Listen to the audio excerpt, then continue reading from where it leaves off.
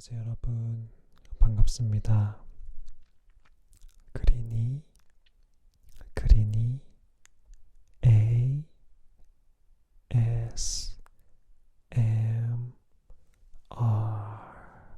ASMR입니다.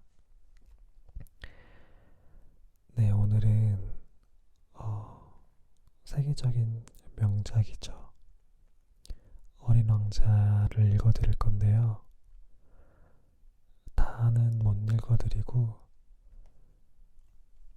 그 어린왕좌에 있는 챕터 중에 한 챕터를 읽어드리도록 하겠습니다.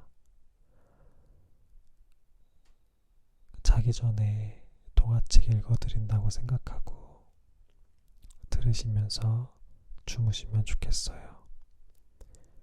그럼 모두들 안녕히 주무세요. 잘 자요.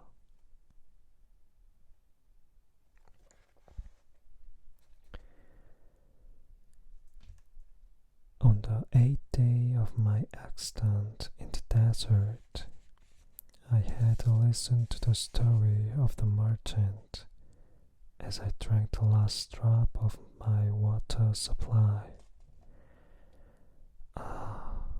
Your memories are very charming, I said to the little prince, but I have not yet succeeded to repair my plane, and I have nothing more to drink. I should be very happy if I could walk at my leisure toward a spring of fresh water. My friend the fox, the little prince said to me, my dear little man, this is not any longer a matter that has anything to do with the fox. Why not? Because I'm about to die of thirst. He could not understand my reasoning. It is a good thing to have had a friend, even if one is about to die, he said. For example, I am very glad to have had a fox as a friend. He does not know that coming danger. I thought to myself, he has never been either hungry or thirsty. All he needs is a little sunshine. He looked at me steadily, as if he could read my mind.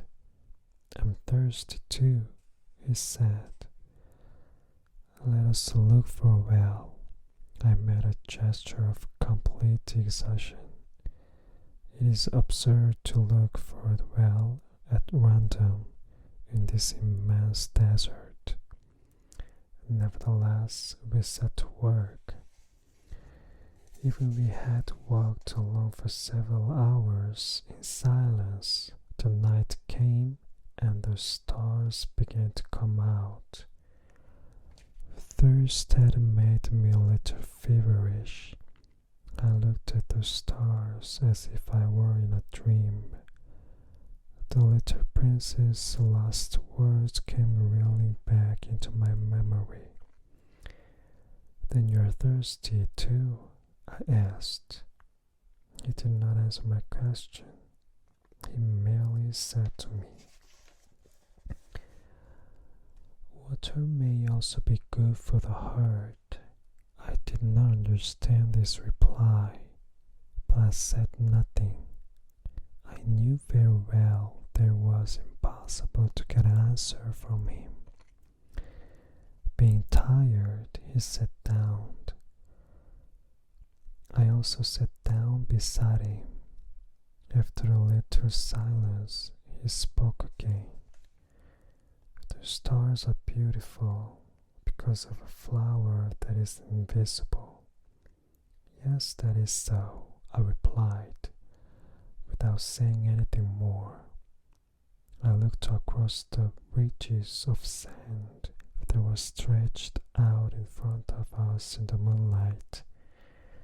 The desert is beautiful, added the little prince. That was true. I've always loved the desert. If you sit down on a desert sand dune, you see nothing and hear nothing. Yet through the silence, something pulses and gleams. What makes the desert so lovely to see is that somewhere it hides well, said the little prince.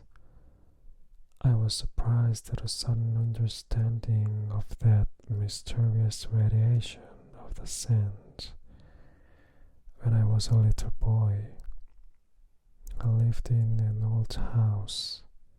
According to legend, a treasure was buried in the house. No one had ever known how to find it. Perhaps no one had ever even looked for it, but it cast an enchantment over the house. My home was hiding a mystery in the depths of its heart. Yes, the house, the stars, the desert, what gives them their beauty is something that cannot be seen, I said to the little prince. I'm glad that you agree with my folks, he said.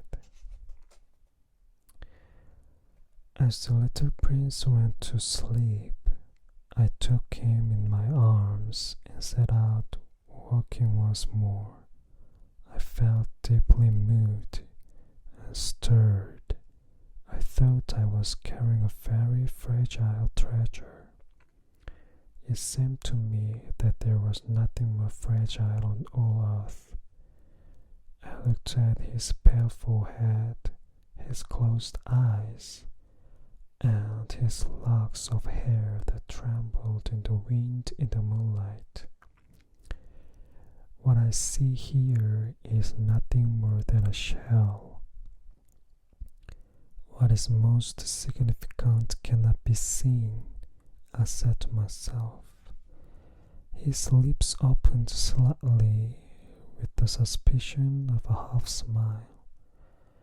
What moves me so deeply is his loyalty to a flower, I said to myself again. The image of a rose is shining through his whole being like the flame of a lamp, even when he is asleep. I felt him to be more fragile. I felt I had to protect him, as if he himself were a flame that might be extinguished by a little puff of wind. As I walked on so, I found a well at daybreak. People set out on their way in express trains, but they don't know what they are looking for, said the little prince. So they rush about and get excited and turned around and round. He went on. It's not worth the trouble. The well that we found out was not like the wells of the Sahara. The wells of the Sahara are usually nothing more than holes dug in the sand. But this one was like a well in a village. The strange thing was that there was no village here. I thought I must be dreaming. It is strange, I said to the little prince. It seems that everything is ready for use. Look at the pulley, the bucket, and the rope. He laughed. Then he touched the rope and set the pulley to working. And the pulley moaned like an old weathercock,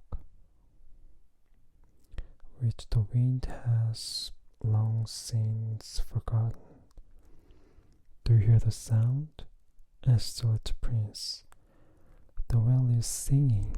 We have just wakened it.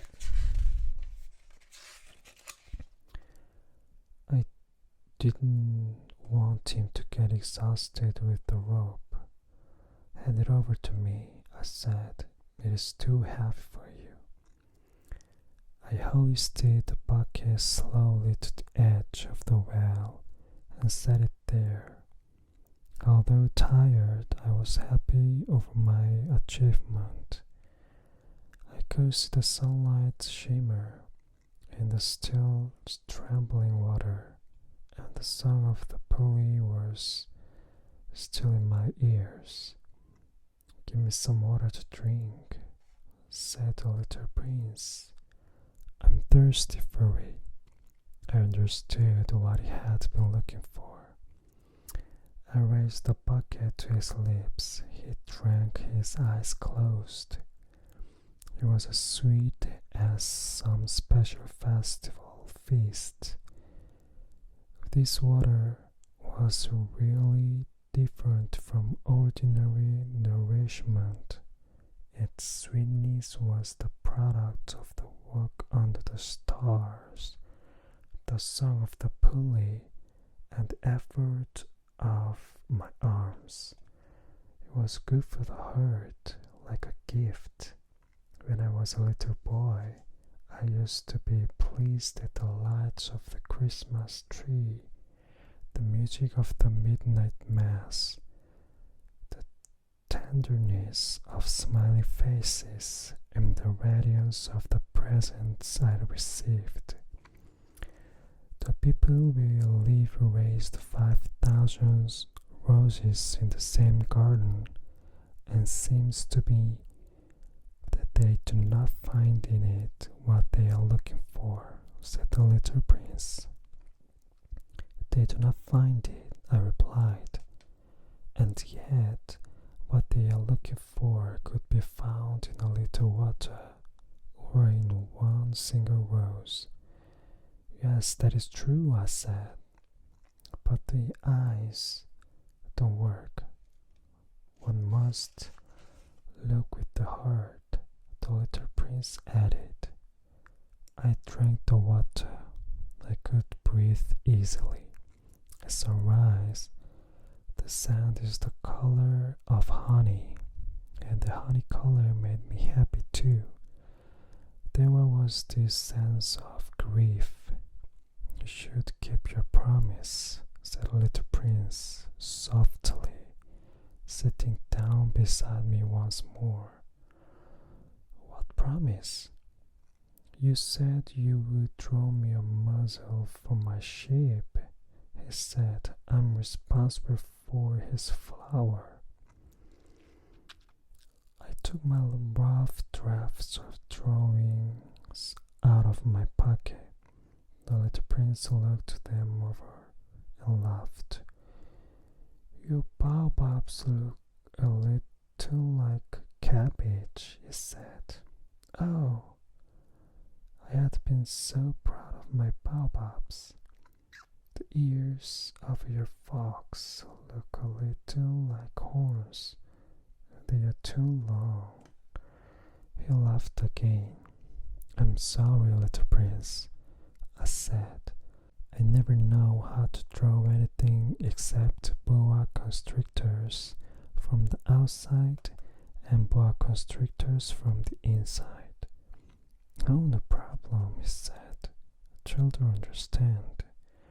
So I made a pencil sketch of a muzzle. As I gave it to him, my heart was torn. You have plans that I do not know about, I said. He did not reply to me.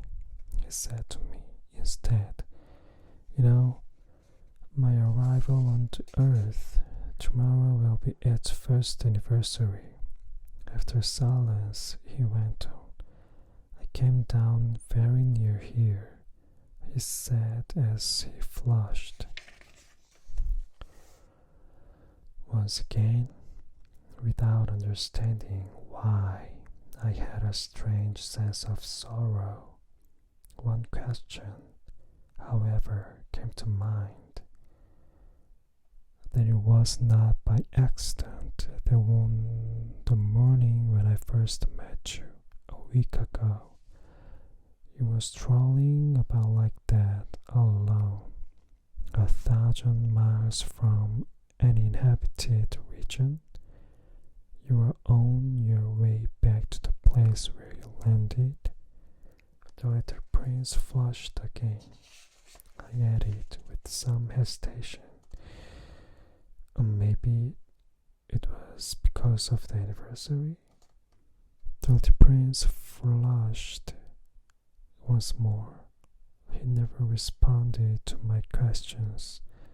But when one flushes, does that not mean yes? I'm a little frightened, I said to him. But he interrupted me. Now you should walk. You should return to your plane. I'll be waiting for you here. Come back tomorrow evening. But I was now reassured. I thought about the fox. One runs the risk of crying a little if one lets himself be tamed.